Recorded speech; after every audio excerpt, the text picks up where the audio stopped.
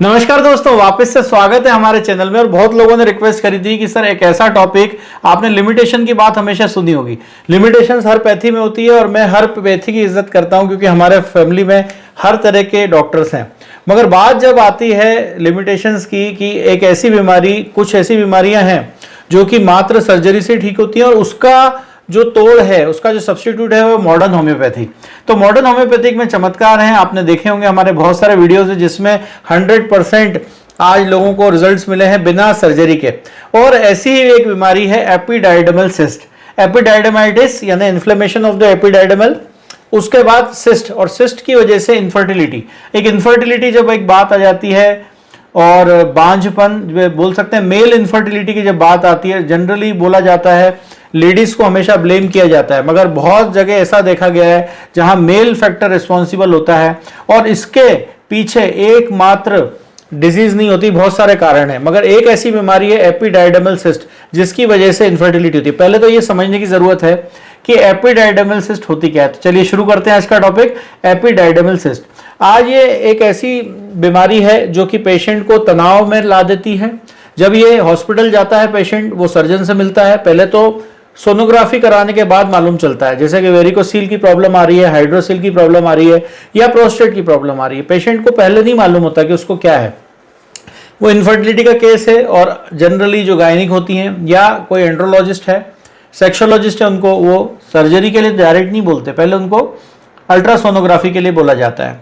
जब वो जाता है रिपोर्ट लेकर यूएसजी की, उसको बताया जाता है कि आपको एपिडाइडमल सिस्ट है। वो बोलता है ये क्या है, सर्जन ओपिनियन लेता है और उसके बाद उसको बोल दिया जाता है कि इसके कोई इलाज नहीं है, इसलिए आप इसको कुछ मत करिए।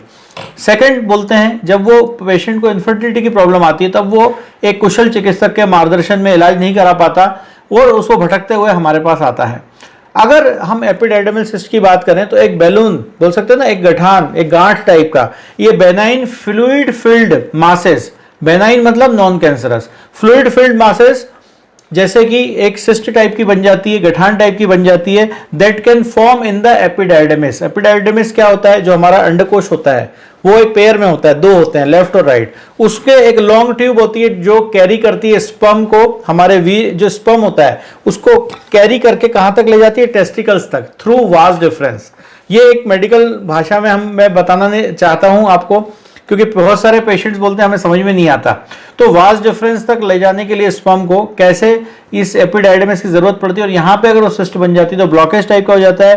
दे आर यूजुअली, एपिडाइडमिस सिस्ट क्या होते हैं, clear and don't contain cancerous cells, इसलिए डरने की जरूरत नहीं है।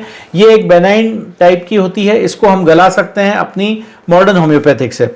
और सेक्सुअल डिसफंक्शन, मतलब अगर किसी को पेन हो रहा है तो भी इस प्रॉब्लम को निजात पाने के लिए, इससे पेन भी हो सकता है, इनफर्टिलिटी के चांसेस भी बढ़ सकते हैं। एग्जैक्ट कॉज अभी तक इसका मालूम नहीं चला है। एटियोलॉजी मतलब ये इडियोपैथिक है, इसका कोई नॉन कॉज नहीं है।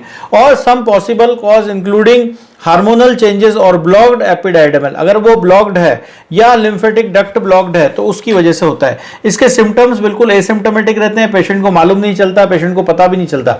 जब वो इनफर्टिलिटी का शिकार होता है तब उसे बताया जाता है कि आपको एपिडाइडमल सिस्ट है और इसी की वजह से आपका स्पर्म प्रॉपर कैरी नहीं कर पा रहे हैं वास डिफरेंस तक। और इसका ट्रीटमेंट लगभग 99% केसेस में ट्रीटमेंट एलोपैथिक में नहीं होता है और इसके लिए लंबी इन्वेस्टिगेशंस रिपोर्ट पेशेंट से कराई जाती है, बार बार सीमेन एनालिसिस कराया जाता है और भी रिपोर्ट्स, पैथोलॉजी की रिपोर्ट्स कराई जाती है।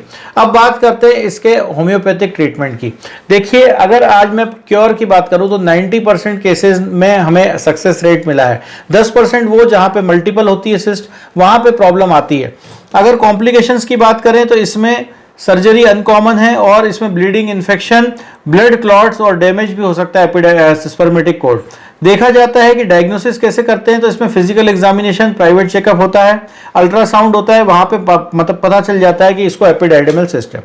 अब हम सबसे बेस्ट जो इसका होम्योपैथिक ट्रीटमेंट होता है, अगर मैं मैजिकल मेडिसिन की बात करूं तो rhododendron is the choice of medicine. हम इसकी पिक्चर भी लगा देंगे। रोडोडेंड्रॉन एक ऐसी मेडिसिन है जो कि सिस्ट को गलाने में बहुत अच्छा रोल निभाती है। सेकंड मेडिसिन जो मेरी चॉइस ऑफ मेडिसिन है वो है कैलकेरिया फ्लोर। इसको मैं 3x पावर से शुरू करके 6x, 12x और 30x तक ले जाता हूं। बहुत ही मिरेकल रिजल्ट मिले हमें कैलकेरिया फ्लोर के। तीसरी मेडिसिन है आर्निका मोंटाना।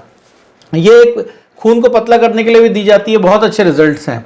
चौथी मेडिसिन है थूजा, जो कि मेरी सबसे बेस्ट चॉइस ऑफ मेडिसिन है। ये कोई भी तरह की सिस्ट गठान को गलाने में बहुत अच्छा काम करती है।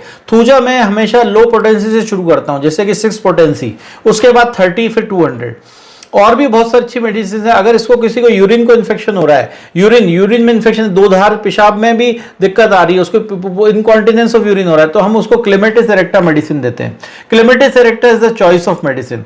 और भी मेडिसिन बहुत सारी है, जैसे कि नोसोड हम लोग देते हैं। मेडोरिनम के नाम से एक बहुत अच्छा नोसोड है, मेडोरिनम 1 है, बहुत अच्छी मेरी चॉइस ऑफ मेडिसिन है।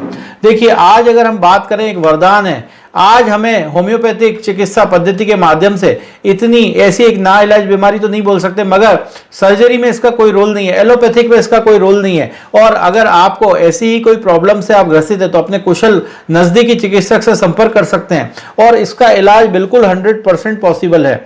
मेडिसिन तो बहुत सारी हैं, मगर मैं जब सिम्टोमेटिक ट्रीटमेंट की बात करता हूं तो हमें टोटलिटी ऑफ सिम्टम्स के आधार पर मेडिसिन को सिलेक्ट करना पड़ता है। तो नंबर 1 मेडिसिन मैंने आपको बताई, कैलकेरिया फ्लोर है, थूजा है, रोडोडेंड्रॉन है, क्लेमेटिस एरेक्टा है। और भी मेडिसिन हैं जो कि हम सिम्टम्स वाइज, साइलिशिया है जो कि हम सिम्टम्स वाइज देते हैं। तो अगर आपको लगता है कि आप इनफर्टिलिटी के शिकार हैं, इनफर्टिलिटी से ग्रसित हैं और उसकी वजह से आप इनफर्टिलिटी तो चलिए अलग बात है, मगर अगर एपिडाइडमल सिस्ट की वजह से या एपिडाइडमाइटिस की वजह से आपको इनफर्टिलिटी की प्रॉब्लम है तो आप हमसे संपर्क कर सकते हैं।